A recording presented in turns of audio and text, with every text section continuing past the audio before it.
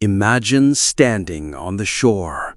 The sun bleeds red across the horizon, and in the distance, a long black ship appears. From its deck rise screams not of battle, but of terror. And you realize the Vikings have come. They did not only conquer with swords and fire, they conquered with fear, with humiliation, with sex itself. In their world, intimacy was not love. It was law. It was power. It was war. In the Viking Age, a man's strength was judged not only in battle, but in the bedchamber. To be accused of weakness, of being unmanly, was a fate worse than death. Such an insult could strip you of land, of weapons, of family honor. It marked you as less than a man. A single whisper in the night could erupt into bloodshed by dawn. The Vikings learned early, killing a body ends a life, but killing a man's honor ends his soul. They had a ritual strike, the shame stroke, a blade driven into the buttocks of a fallen enemy. It did not kill him instantly. It branded him forever as conquered, disgraced, unworthy. Some victims lived, but they could never lift their heads again. Many chose the blade rather than bear that shame. Their world was filled with slaves. Markets overflowed with human beings. Daughters, mothers, sons, all reduced to property. The most beautiful women were kept for the chiefs. The rest were sold, used, discarded. The law was cruel. To assault a free woman meant death. To assault a slave woman, only a small fine.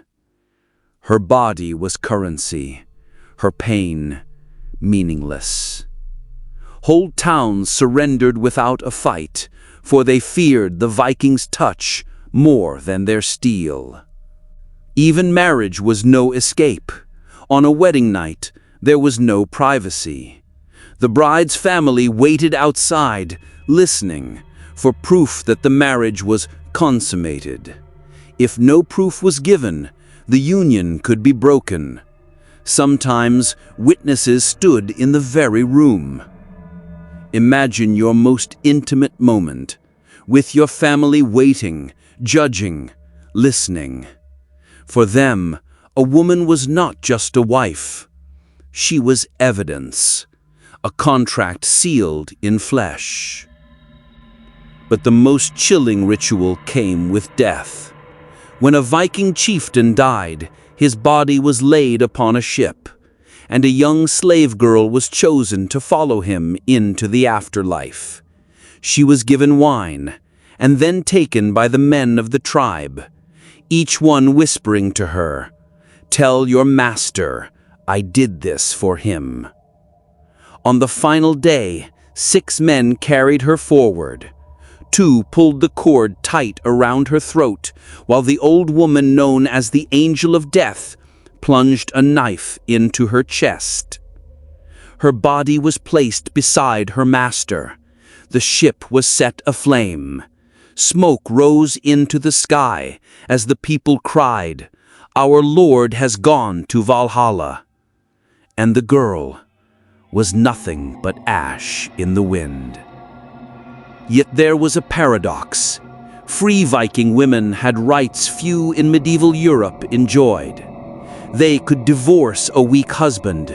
They could own land, trade goods, even command ships.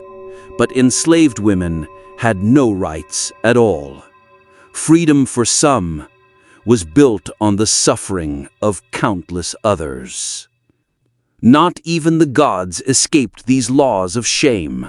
Loki, who once took the form of a woman, was mocked as a deviant. Odin himself was accused of practicing forbidden magic, a craft considered womanly. Even the immortal gods of Asgard were bound by human cruelty. For the Vikings, punishment was never private. It was theater. A rapist might be publicly assaulted before execution. Adulterers castrated before cheering crowds. Captives stripped, mocked, mutilated, until death became a mercy.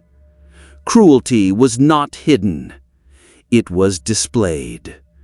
And the crowd always demanded more.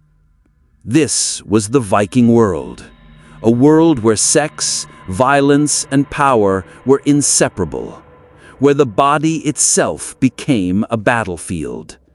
To them, it was honor. To us, it is horror.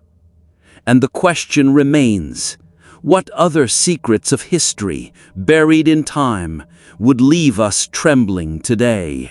This is the hidden legacy of the Vikings.